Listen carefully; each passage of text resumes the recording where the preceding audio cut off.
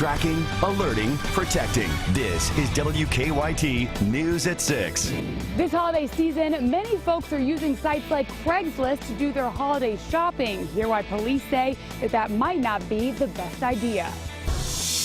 A house fire in eastern Kentucky sends a man to the hospital. We're talking to fire crews about what's next in the investigation. You're looking at surveillance video of a con artist stealing mail. How he used that mail to steal a lot more coming up. WKYT News at 5:30 starts now.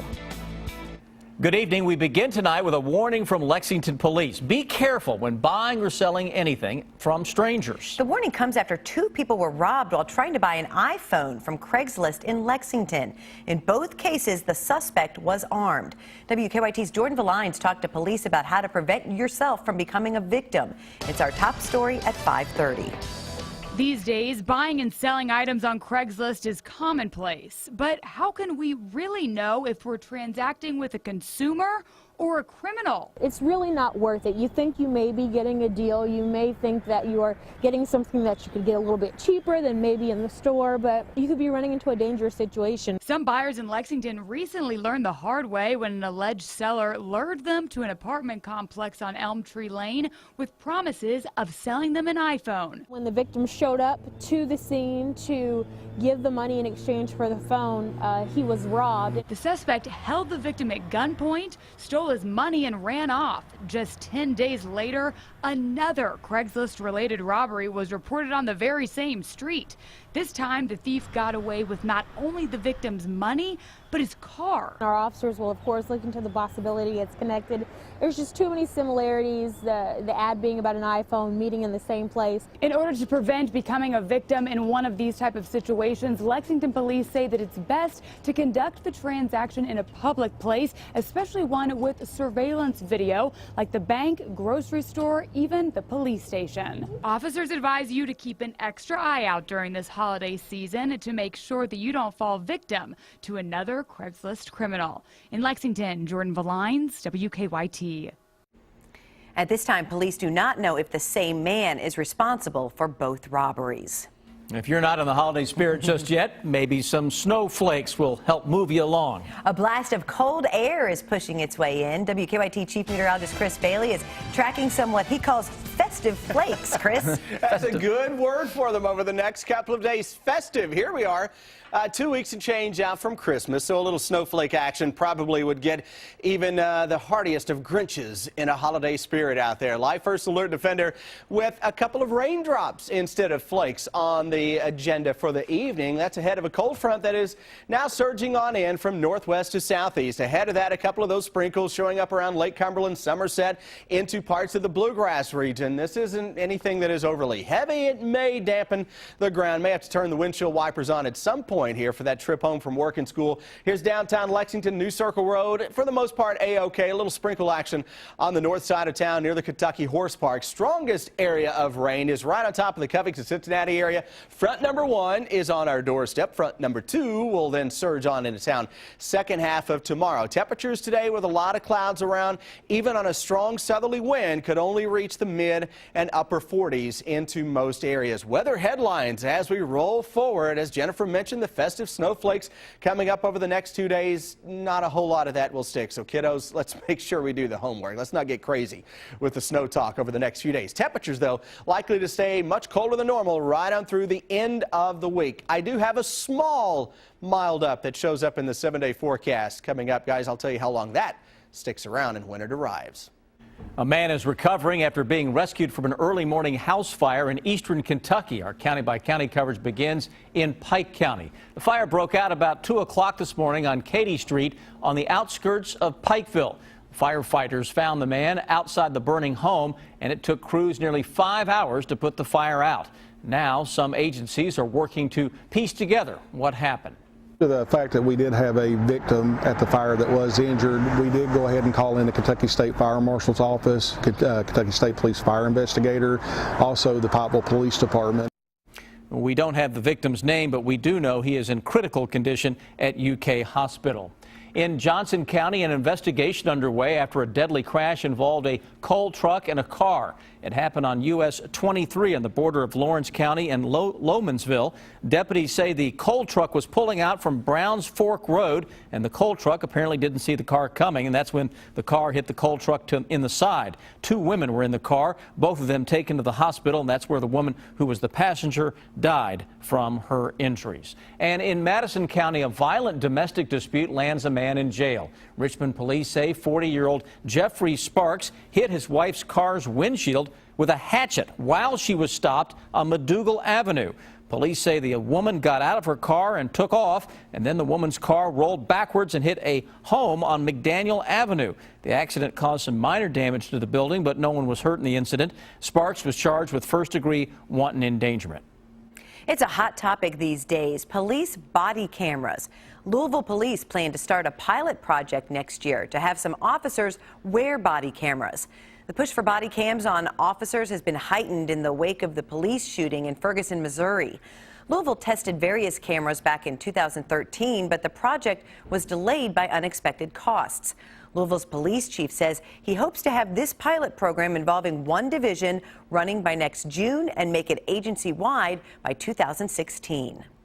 You hear a lot about identity theft in the news. This next story provides a reminder of how important it is to make sure that your outgoing mail is kept in a secure place. Your mail is full of personal information that an identity thief would love to get his or her hands on. Take a look at the right side of your screen. The man you're looking at is opening a panel of mailboxes and removing the mail.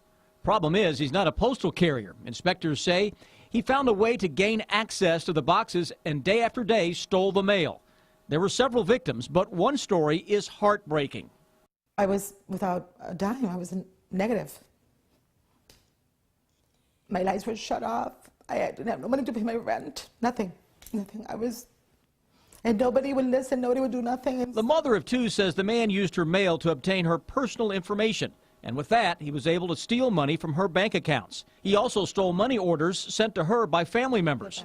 She complained to authorities. Unfortunately, nobody believed me because, you know, it's a master key to open the mailboxes, and everybody said that was impossible. So, unfortunately, I felt like everybody saw me as a liar, and it was really frustrating. Meanwhile, you know, I had no monies, and I kept receiving texts that my account was being overdrawn.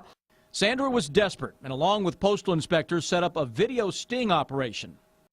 One day, the post lady opens, you know, with a master key, all the mailboxes. She puts the mail, she closes them, and a minute goes by, and this gentleman comes in, opens them, and takes all the mail.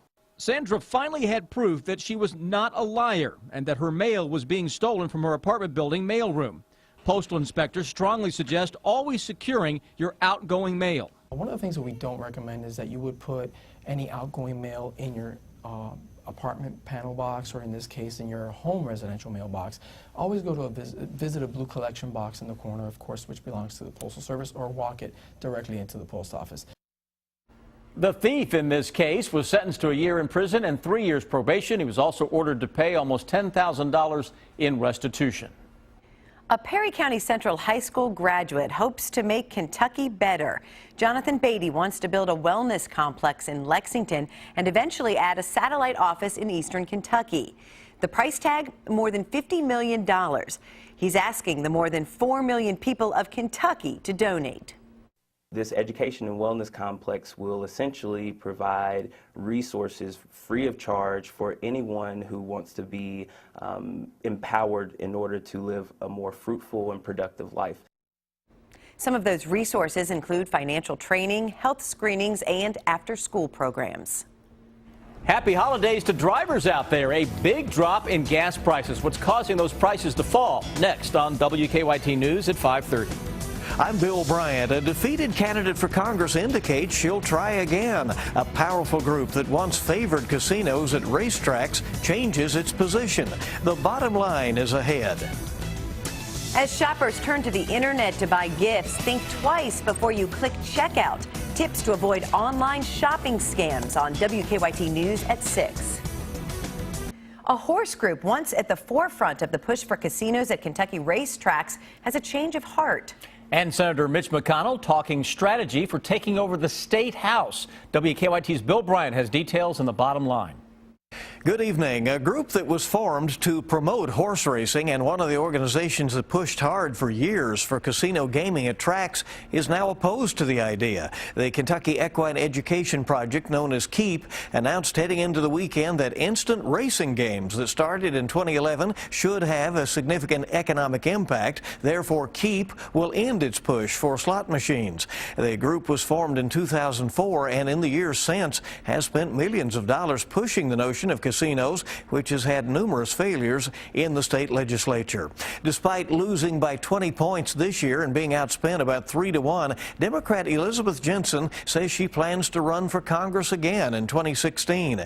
She detailed for the Herald-Leader the 30 hours a week that she had spent fundraising during this year's race, which Jensen said kept her from being able to get out and campaign as much as she wanted to. She was soundly defeated by Republican Andy Barr, who won his second term in Washington.